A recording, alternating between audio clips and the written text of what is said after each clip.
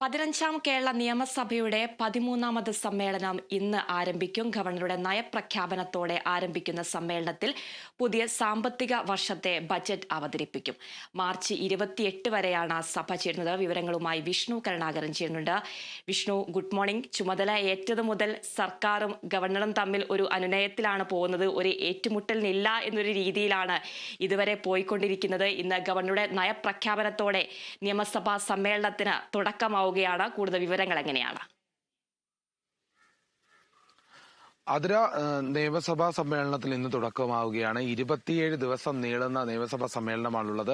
അതായത് മാർച്ച് 28 വരെയാണ് സഭ ചേരുന്നത്. ഗവർണറുടെ നയപ്രഖ്യാപനത്തോടെ ഇന്ന് നിയമസഭാ സമ്മേളനം ആരംഭിക്കും.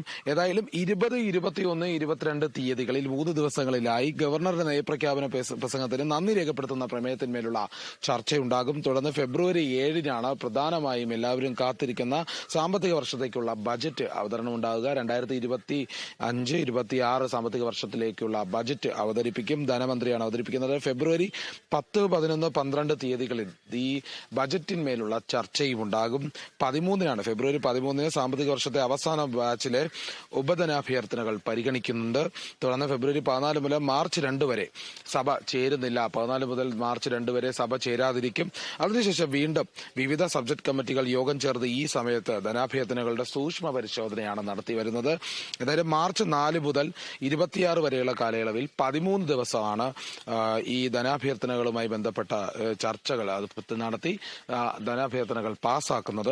ദിവസങ്ങളിൽ ബിസിനസ് ക്രമീകരിക്കുന്നത് സംബന്ധിച്ചുള്ള കാര്യോപദേശ സമിതി ചേർന്ന് പിന്നീട് അതിന് തീരുമാനമെടുക്കും. ഏതായാലും 27 ദിവസം ചേരുന്ന നിയമസഭാ സമ്മേളനം മാർച്ച് 28-നാണ് അവസാനിക്കുന്നത്. ഇത്തവണ ബജറ്റ് അവതരിപ്പിക്കുന്ന ഒരു പ്രത്യേക സമ്മേളനം തന്നെയാണ് ഉണ്ടായിരിക്കുന്നത്. ഏതായാലും ഗവർണറുടെ നയപ്രഖ്യാപനം ഇന്ന് രാവിലെ ഉണ്ടാകും. അതിന് ഗവർണറെ നിയമസഭാ സമ്മേളനത്തിനായി സ്വീകരിക്കും.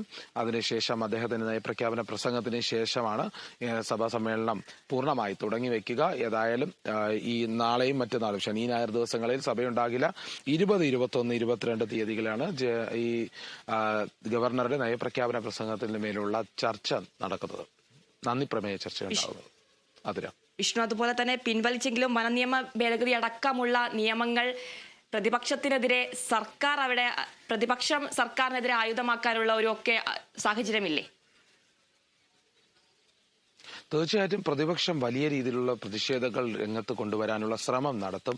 സാധാരണഗതിയിൽ കഴിഞ്ഞ നിയമസഭാ സമ്മേളനത്തിൽ ഈ അടിയന്തര പ്രമേയ ചർച്ചകൾ വലിയ ഒരു വിഷയമായി മാറിയിരുന്നു. അതായത് ഏതൊക്കെ വിഷയങ്ങൾ അടിയന്തര പ്രമേയ ചർച്ചയ്ക്കായി കൊണ്ടുവന്നാലും അതിനെ കൃത്യമായി വളരെ വേഗത്തിൽ തന്നെ അത് അംഗീകരിക്കുന്ന സാഹചര്യം, സഭ നിർത്തിവെച്ച് ചർച്ച ചെയ്യാനുള്ള അംഗീകാരം സർക്കാർ നൽകിയിരുന്നു. അതിന് പ്രതിഷേധം ഉയർത്താനുള്ള അവസരമുണ്ടായിരുന്നു. എന്നാൽ പ്രതിപക്ഷത്തിന് വേണ്ട രീതിയിൽ അതിനെ കൈകാര്യം ചെയ്യാൻ സാധിച്ചിരുന്നില്ല. ഇതെല്ലാം വലിയ തിരിച്ചടിയായിരുന്നു. കഴിഞ്ഞ നിയമസഭാ സമ്മേളനത്തിൽ പ്രതിപക്ഷത്തിന് കനത്ത തിരിച്ചടി നേരിടാനുള്ള സാഹചര്യങ്ങളിൽ ഒന്നായിരുന്നു അത്. എന്നാൽ ഇനി വരുന്ന നിയമസഭാ സമ്മേളനത്തിൽ ഈ സമ്മേളനത്തിൽ പ്രതിപക്ഷം വീണ്ടും വലിയ പ്രതിഷേധങ്ങളുമായി രംഗത്ത് വരും. തെരഞ്ഞെടുപ്പ് അടുക്കാനിരിക്കുകയാണ്. 2025 തദ്ദേശ തെരഞ്ഞെടുപ്പുമായി ബന്ധപ്പെട്ട നീക്കങ്ങൾ പ്രതിപക്ഷവും ഭരണപക്ഷവും ആരംഭിച്ചു കഴിഞ്ഞു. ഇതിനെ അടിസ്ഥാനപ്പെടുത്തി വലിയ വിവാദങ്ങൾ ഉയർത്തിക്കൊണ്ടുവരും. പല വിഷയങ്ങൾ ഉന്നയിക്കും. ഏതായാലും അത് വരുന്ന ദിവസങ്ങളിൽ ചർച്ചയുണ്ടാകും. ഏതായാലും വലിയ രീതിയിൽ തന്നെയായിരിക്കും പ്രതിപക്ഷം രംഗത്തുണ്ടാവുക. ഏതായാലും ഈ കാര്യങ്ങളിലെല്ലാം പ്രതിപക്ഷം വളരെ ശ്രദ്ധിക്കും. കാരണം കഴിഞ്ഞ തവണ ഈ അടിയന്തര പ്രമേയ ചർച്ച നടത്തുമ്പോൾ വലിയ തിരിച്ചടിയാണ് പ്രതിപക്ഷം നേരിട്ടത്. എന്നാൽ ഇത്തവണ അത് ഉണ്ടാകാതിരിക്കാനുള്ള ശ്രമങ്ങളും ഉണ്ടാകും. വലിയ പ്രതിരോധം സർക്കാരിന്റെ ഭാഗത്തു നിന്നും, അതായത് ഭരണപക്ഷത്തിന്റെ ഭാഗത്തു നിന്നും ഉണ്ടാകാനും സാധ്യത വളരെ കൂടുതലാണ്. അതിരാ